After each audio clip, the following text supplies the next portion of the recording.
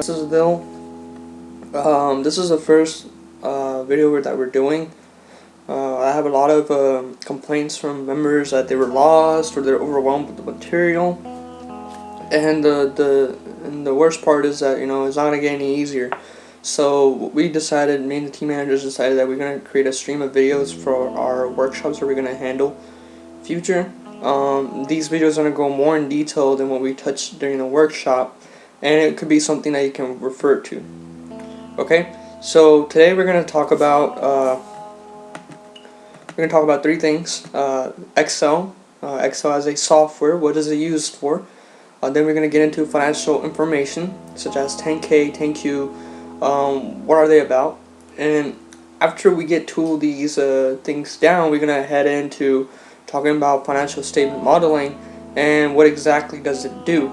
Now we're not going to start modeling today, but we're going to talk about what exactly does a financial statement model do and how does it connect with other methodologies. Okay, so let's start by getting into Excel. So let's open up Excel first. Okay, so you guys know this is Excel. We're just going to go touch the basics of Excel, such as what we're on right now. When I'm moving my active cell, like they say that my active cell is moving, this is called a spreadsheet. Okay, this is these tabs at the bottom. Let me see if I can, I don't think I can click them. Let me first move this. There, okay. Yeah, and these are my worksheets. Okay, and all these together with the worksheets and spreadsheets, this whole thing is called a database. The whole Excel is a database software. Database can be used for multiple different things, such as listing out your grocery, or you can use it in a more sophisticated manner, which is modeling for one, 2 analysis, 3 probably a lot with statistics maybe. So it's a good software to kind of put all numbers into one place and calculate different ratios, project out different lines and stuff like that. So that's the main usage of Excel. Later on, we're gonna get into the functions of Excel, such as the if statement, and then there's the is number, which is very useful once you know what you're doing with it. And then you obviously your sum, and then your average, which is useful in some cases and whatnot. Okay, so obviously when the recruiter is looking at you, they're gonna ask you, okay, you're good at Excel, explain certain things that you're good at Excel. I personally rank Excel in 3 things that you should be focusing on being good at.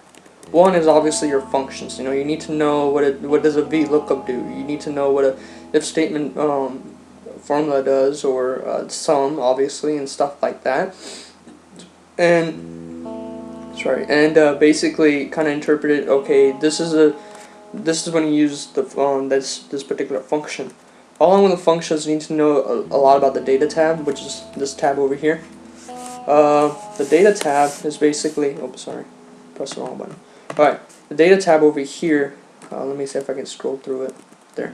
Over here is basically gives you different ways of analyzing your information. One of the cool things, such as what if analysis and whatnot. One of the things we can use this for is data tables to sensitize our data, but that's later on in the future when we're starting our modeling. But data analysis can be used for a lot of useful things, such as pulling out statistics and arranging things like you see over here, and kind of taking things out that are duplicates and whatnot. So it's very useful to understand how does this work and whatnot. Okay, so we went over that. That's one. Second, they also look at if you know proper formatting. Now, what they mean by proper formatting, let's just say this is a bills company A, okay? And you wanted to create a historicals column, and then you want to create a projected column, and there's a particular way that you do that. First, obviously your title has to be bold, and then your title has to be increasing by, let's say, I don't know, let's say 16. Okay, there. right? So then you have your historicals over here. So let's say 2001, 2002, 2003, right? And then you have your projected, so projections. We will go over how exactly when to how to format and whatnot, because you will see this very commonly. Actually, let me make it even easier. You see this very commonly with when we're working on the model. Okay, so let me just fix this part up. Well, just merge it. Merge center. There. And fold it. Sorry about this, guys. There. This is just kind of how somewhat is going to look at. Now, when I mean by his formatting, there's two types of cells. So yeah, there's a projected cell, which is going to be white with black lettering, and there they're going to be yellow cells. They're going to be over here. Let's just say that these are all of our numbers, and our yellow cells are going to look like so. Hold on. That I typically not do crazy yellow like this, but this is just an example. It's gonna be a little bit darker than that when we get into modeling, but this is just an example. And your lettering will be around let's choose that. Okay, so let's say you have number over here. That's too dark. Let me choose a lighter blue. Okay, so and you have all these historical numbers on one column, right? Usually you'll see these historical numbers in a different color. Commonly you'll see them in yellow cells with light blue lettering. And the reason why we were supposed to do this is that we can separate these numbers, inputs, they call them inputs because we're manually putting them in the system, comparing to hard-coded. And hard-coded are basically numbers are self-calculated, referenced and whatnot. Okay, so I'm sorry, yeah, I think yeah, these are hard-coded. So what do I mean by that? So let's say you make this much money in the past 3 years. Think of this as money, right? Assumption that is going to grow by, let's say, 7%. So you're going to take the previous number, I guess. You're going to take the previous number, then you're going to multiply. And we're going to get to this later on in the modeling section. Okay, but this is just an example. And you see here that we are projected out our numbers, and typically the reference or calculated numbers are in white with black letterings, whereas hard-coded or inputs that we put in are going to be light blue with yellow coloring in the cell. Okay, so this is just an example of templates or formatting that they want you to know. Another common thing is multiple, and we'll get into the multiple later on. But multiple is basically a particular ratio that you can multiply with another number to get a value out of it. Okay, for example, EV over EBITDA multiple. Let me write this on: EV over EBITDA multiple. Okay, and we'll get into what exactly this means. So, but basically, if you multiply this number by the EBITDA number, what do you think you're gonna get? You're gonna get your EV, right? That's what it basically is. If you multiply this number with EBITDA, what's going to pop out is EBIT. And the reason, you're going to get the EBIT like that. And the way this works is basically, let me show you on Word or something. Let me see if I can pull up a drawing thing. Okay, never used this software before, so I'm very doing this for the first time. Oh, wrong one. Oh, shit. Oh crap. Oh wow. Okay, let me see if I can take this out. There. Okay, thank you. Alright, that was horrible. Okay, but my point is that this multiple that we're gonna put in are gonna be basically used for that. So let's just say you have like a 6.7 multiple. I don't know why did it do that. Okay, let's just say it's a 6.7 multiple that we just put in there. Now you have to put an X to signify that this is a multiple, and the way you do that is basically you go to I believe you go to Control 1 to pull out your formatting, or you could just go to your formatting part. But okay, you go to number. Alright. And go to custom. And in a custom box, you'll see an X somewhere over here. A little bitty X. Let's see.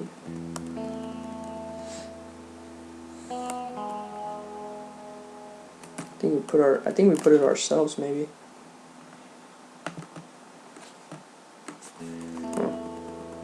Sometimes it comes out. Let's go to special. See if we can find now.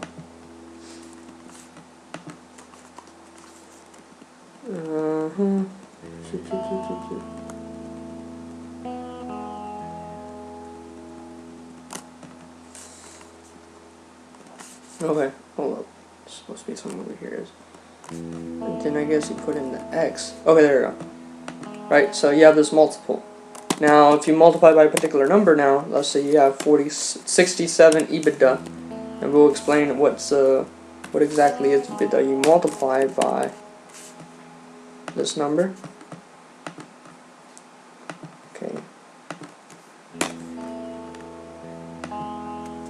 You'll get a number out of that, and we'll get into what exactly this is. But you have to know how exactly to pull out your multiples, so you can lay them out, you know, as historicals or whatnot, and use them. Okay, multiples. If you know what a multiple is, that's awesome, because that kind of gives them an idea. Okay, this guy knows what he's doing. Because particularly in finance, whenever you're looking at markets and you're evaluating a company by the market, they're going to use multiples rather than big numbers, because multiples put everything into a perspective, everything into a level field.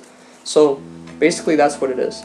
I'm sure we're going to get into more in detail about Excel later on, but that's the only thing I can think of from the top of my head. So let's move on to the next thing, and which was, let's see, shortcuts. Yeah, shortcuts, which is right here. Yeah, the flat shortcuts is very useful. I should have told you this in the beginning, but when you're about to go model, there's a very high recommendation to unplug your mouse, and the reason they say that is because it's much more efficient if you do everything by the keyboard. Okay, like for example, I pull all this up just through a keyboard. I didn't even use a mouse. If I did, I probably used it once or twice. And knowing how to use shortcut keys is gonna make you look very good. And I'm not saying, like for example, let's just say that you want to put, okay, if I give you a task to put the total line over here, add up all these numbers, make sure they're bold. Okay, let's put them like this one. Make sure they're bold. Okay, make sure there's a borderline over here. Okay, and this is what I mean, that it kind of fastens everything up. So let's just take sum. Okay, and this is all by keyboard. Do this. Okay, now you bold it. I need a bold. Okay, now I also need a line over here to signify that this is a totals line. I have it over here. There. Okay. Now this is totals. Now let's just say I want to, I don't know, create a data tables out of it, right? It's gonna be really hard to do it from here. Never mind. We'll get into that. But basically, you can do a lot of cool things just by the shortcut. Let's say Control 2. Control. Now I'm regular font. Now I'm pulled out my format cells and press Tab to go into whatever I want to change. If I don't like it, I go back over here, go to alignment, go to font, change up my font, do what I want to do. Whenever I have everything set, you press OK. You have everything going on. That's cool, right? Well, and press D to go back. And it really does fasten up a lot of your pace, and you'll recognize it whenever you're modeling. But yeah, make sure you don't use the mouse that much. It really helps you, and I'm not exaggerating this. Trust me, I thought it would be pretty useless, but it really does. You know. So let's say you want to take out all this right here. Just do that, and gone. Right. Okay, so that's enough about Excel. Let's get into formatting cells. We just did that. Okay, so dollar signs appear in the first row. Yes, typically in the model you'll see that there was only dollar signs on the first row and just 2 decimal spaces, and at the bottom you have no dollar signs. You'll see that a lot. That's usually the case when it comes to formatting. Earnings per share is 2 decimal places, obviously. use comments to certain hard-coded numbers. Okay, sometimes when you find numbers, let me see if I can pull it up over here. There. Okay, let's just say you have some hard-coded numbers. So let's just say you have 67.8. Actually, let's say it's a tax margin, right? And we'll and finding a tax margin in Excel, in a 10K, is typically hard. And when you're modeling, you're having tons and tons of you have tons of information that you don't really know where exactly you got this margin from, and you need to know every single thing, every single number that you got from your 3,000. Oh, I don't know why. So I do that. So you need to know all the numbers that you got out of the system. Okay, out of the 10K. I mean, so you have the decimal. That's hard coded because I just said it was hard coded. So it's, say the yellow, and we're gonna make it blue, light blue. Okay. Let's just say that you know for sure. I'll know for sure that I forgot this number. So what I'm going to do is I'm going to write a note over here. In order to write a note, let me see if I still remember where exactly to get it from. I think you go to Insert, then you go into, maybe not Insert. Oh, it's not Insert. I'm sorry. It is. I think it is Review. There. Yeah, new comment. Alright, so let's just say you're doing this through, there you go. So you have a new comment saying that tax margin rate, or marginal tax rate, this is why I don't like laptops. Here, alright, marginal tax rate. Okay, from 10K, page 45. Okay, so you have this now, and whenever you see this pink mark, whenever you put your cursor over it, you're gonna see this, right? Cool.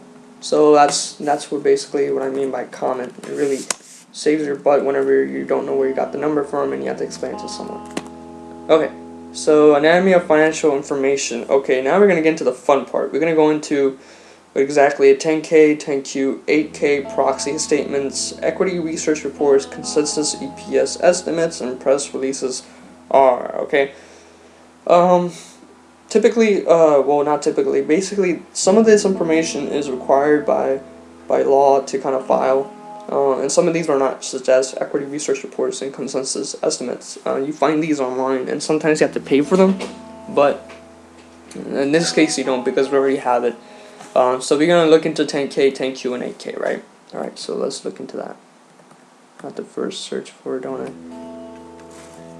It's going to be over here somewhere. Supporting documents. Okay, so this is, you're going to see this something similar to what you guys have or what I shared to you guys.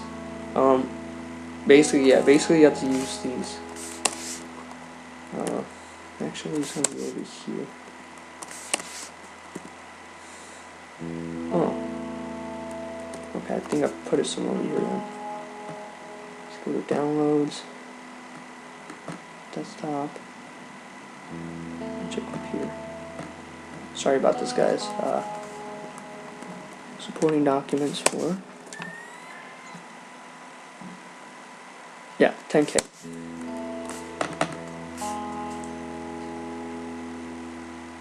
And there we go. And typically you have them in a PDF and Excel form.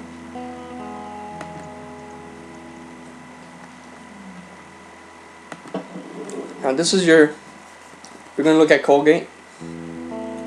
This is a 10K for Colgate. Now, if you notice over here, there's 107 pages, which is pretty small for 10Ks because their 10Ks range from about like 200 to 250 pages.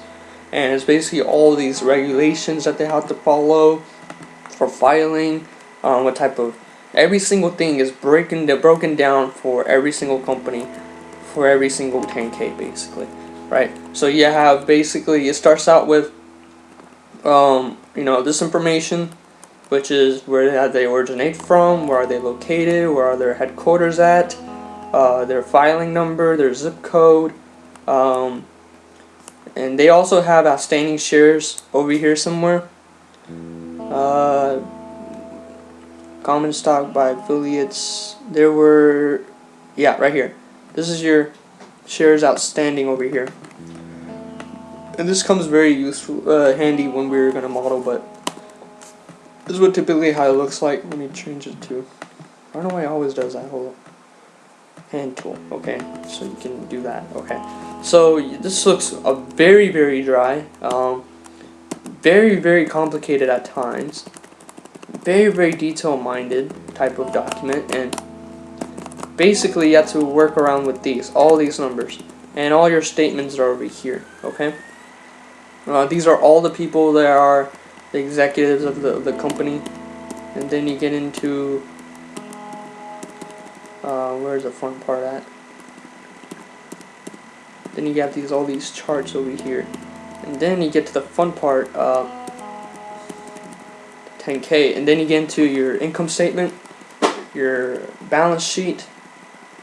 Okay, and then you get into, I believe this is your changing capital accounts. And this is where your share information is going to be, and then you have your cash flows. Okay, and these are the statements we're going to look at a lot of times. But imagine going through all this stuff, all this document, and trying to find non-recurring items and taking them out. That's one of the hardest things you have to do when it comes to the financial statement model, and we're going to walk through it, and I'm going to explain to you what exactly does this mean, but not today though, but basically that's what this 10K is, right? It's really useful to know how to read a 10K. It looks pretty cool on you when you know how to read a 10K. 10Q is exactly like a 10K, except it has your stub year, which is that current quarter. They call it stub year. And then you have your previous stub, right? Which is your previous quarter for the same, basically third quarter for this year and third quarter for last year. So that comes very handy when it comes to normalizing, not normalizing, but I think it's basically getting your last 12 months data. It's very useful when you're doing reports that are not 10Ks, because you want them to be to the point, most accurate information. In this case, we don't have to do it, but if we're doing comparables, then we have to. But in this case, we don't, because we're assuming that the previous statement or previous filing that happened was 10K, not 10Q. Okay, 8K, which is to me is a very dry statement, because 8K is just like very, very boring. They're typically deal with the information about the company's assets. Whenever a company is going through a merger and acquisition or M&A deal, they're going to have their assets, basically going to talk more about their assets in 8K, what type of assets that they're selling for, how much they're getting out of it, what is the exchange rate for it, and stuff like that. And let me give you an example of how exactly they look. Let me see if I can pull it up over here somewhere.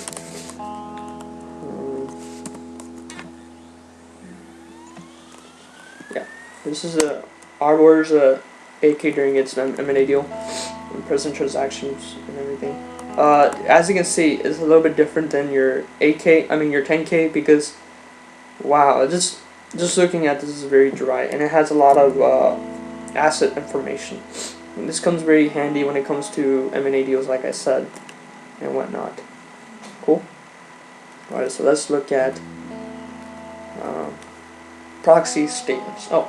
Yeah, proxy statements are basically, they're not that long. They're only like 2-3 pages, I think, and they go into the most current EPS for a company, their growth rates, and they also have votes on something such as keeping the CEO. The recent big, in my opinion, was a big showdown with the proxy statements was that when there was a conversation or discussion about Jamie Dimon being taken out from his president role or CEO role, because right now he plays as a president for the board of directors, or chairman, I believe, and he's a CEO. Typically you see majority of those mid-sized companies do that, but for the largest bank, they feel like he has too much power.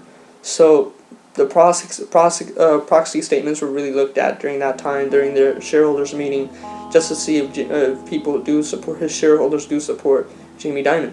So essentially, proxy statements can be very, very useful if you are a CEO, for that matter. You want to take over a company, a hostile takeover. You do a proxy war, which is basically win over your shareholders and make them vote against your CEO. And proxy statements are typically used for the most current outlook for the company. And then you have equity research reports. These are very useful. The reason that they are useful is that when you're making a model, you have to use assumptions, right?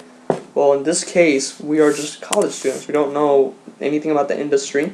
We don't know how exactly the industry works. We don't have any management that we can look over to and get their guidance on certain of these assumptions.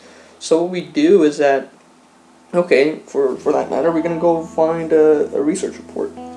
And typically you see this a lot in firms. They always say don't rediscover something that's already there.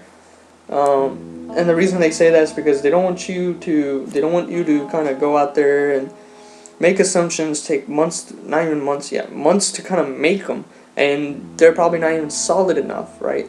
Might as well just look at research reports where you have a team or two teams kind of focus in that industry. They know everything about that industry, and they continuously update those assumptions. Okay, so we have a research report over here. There. Okay, we're gonna use daily shares prices. Yeah, this is a report. This is Morgan Stanley report that we're gonna use. Okay. As everything, basically they talk about how they got their assumptions, what are their prospects on the company, and then they have their own model that they do. So this is typically kind of like their financial statement model, if you want to say. And the numbers that we're going to use are going to be future numbers. Basically, these are the same numbers, somewhat same numbers that we're going to crank out. So we're going to use certain things as projecting out your tax, what's tax going to be, gross profit margin, what's that going to be in the future. Then SG&A. Well, SG&A margin, we'll kind of subtract out these and find the SG&A margin and whatnot. So we're going to use this a lot, and it's going to come very handy once we get into it. So this is everything that Morgan Stanley put about the company, and their buy and sell, what should you do, stuff like that. So these are highly analyzed and highly regarded in the financial markets too. So we'll definitely use this a lot in our modeling. Okay. Press releases. Press releases are basically news articles. Typically news articles, kind of related type of information for whenever a 10K or 10Q comes out. You'll see this in Thinkorswim. They have like these light blue or green, well, not green are earnings. Probably light blue type of box that says press releases whenever you're looking at stocks. It basically adds more color, adds more of the reasoning of why the number is the way the number is, and you get more of a management's feel on how confident they feel about their company in the future. Is there any upcoming calamities that they are bringing up, or they just seem like they don't know where exactly it's going to go? But typically adds more and more color to the whole picture when you're modeling. Okay. Financial statement modeling intro. Okay, so financial statement modeling. So let's just look at this PowerPoint now. Okay, financial statement modeling. Basically, financial statement modeling is one of the most basic and the most important components when it comes to using other methodologies together to evaluate a company. Financial statement modeling is used across industries. For example, commercial banks use this financial statement modeling to figure out the flexibility of a company and kind of see a glimpse of their their structure, their capital structure, and where's it going to be in the future. Investment banks look at this to kind of connect it to their DCF or their comparables analysis. You'll see even the industries themselves. You'll see a corporate, in corporate finance or strategic planning, they'll use financial statement modeling to kind of present, okay, where is this company going to be in the next quarter or the next couple years, for that matter, and whatnot. So it is very widely used across the industries, and it's very important to know. And the fun part about us doing this is that a lot of students don't know how exactly to do a financial statement model because they don't have the resources. Over here, the Finance Association is giving you guys the resources, and obviously we're going to go over it and kind of go more into detail on how exactly it works. And once you master this, you can really make yourself marketable to a lot of financial industries, financial companies, and whatnot. And this is very useful, and it's information that's really going to land you a great job. Okay, so basically this is what I was talking about, how it's the main component for all the valuations. I wish we can go over all of these valuations, but for this semester we're just going to go over financial statement modeling. Once we have mastered the financial statement modeling, we're going to go into DCF the following semester. And hopefully, if I have time during the summer, we can probably go into comparables modeling too. And those three together, knowing how to do these three, will really propel you again to acquisitions, M&As, and whatnot. And usually companies have their own, or industries have their own way of looking at things when it comes to these three models. So it's very important for you to know kind of like these three, and it's kind of used as a prerequisite before you get into acquisitions and M&A type of models. Okay, so what do you need to be good at financial statement modeling? Okay, you need accounting. You need to know how exactly do your accounting statements connect with each other. You need to do corporate finance. You need to know exactly how a company, or how much the company has on their equity side. You need to know more or less about how they're financing their debt, or how they're issuing their stock, and what kind of stocks are they issuing. Are they convertibles? Are they in the money? Are they out of the money? And we're going to talk about that.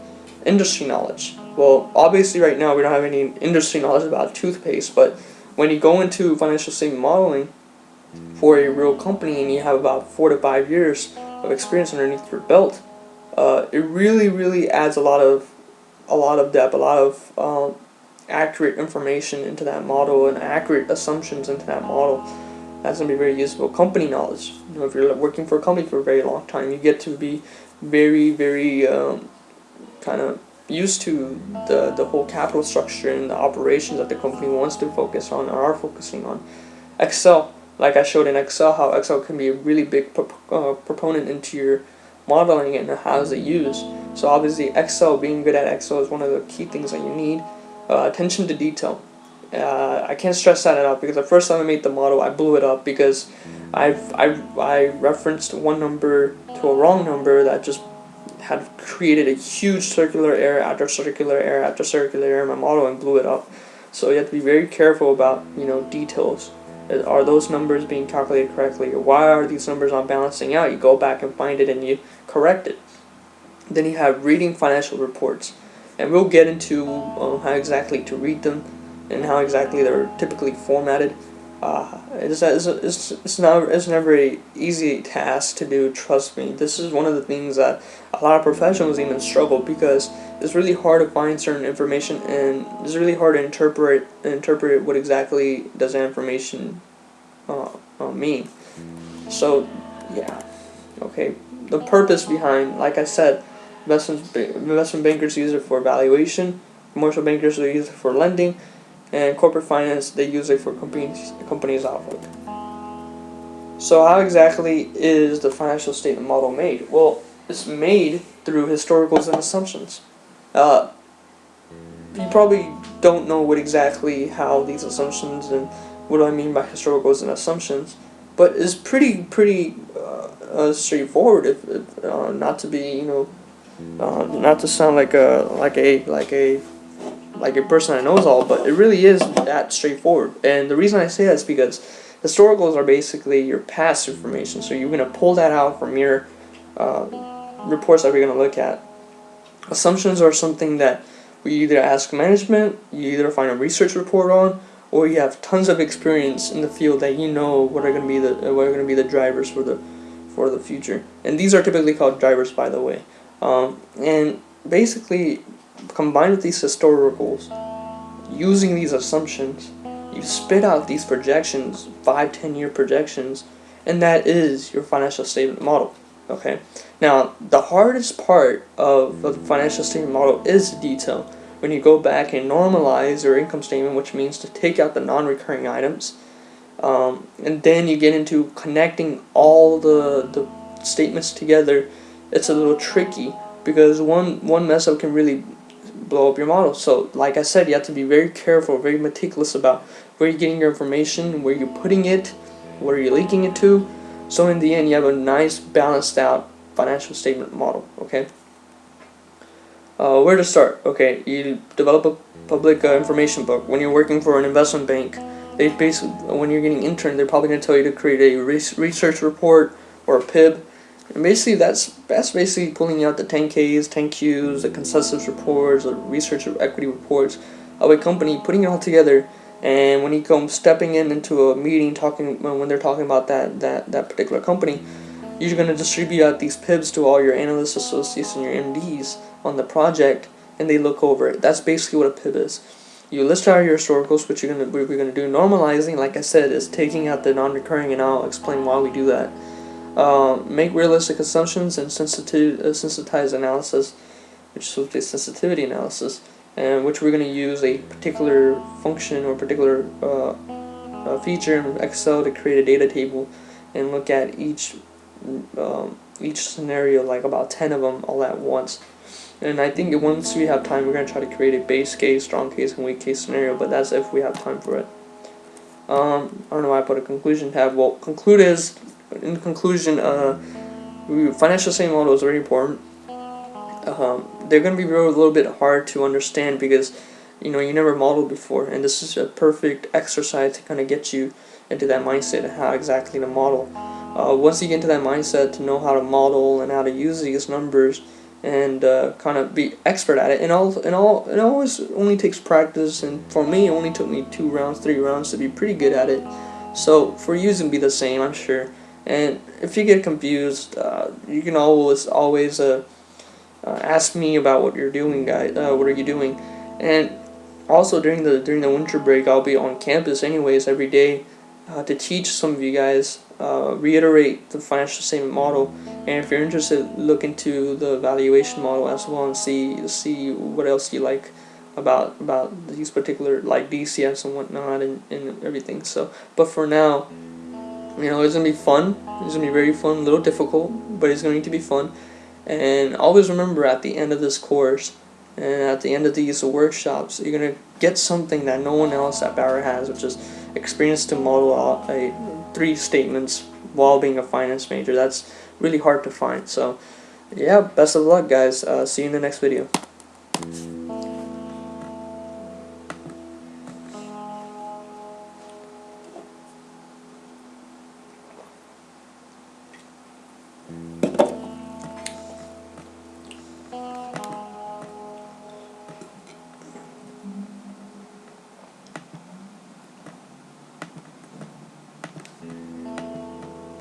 Sorry, I don't think I closed this video, did I?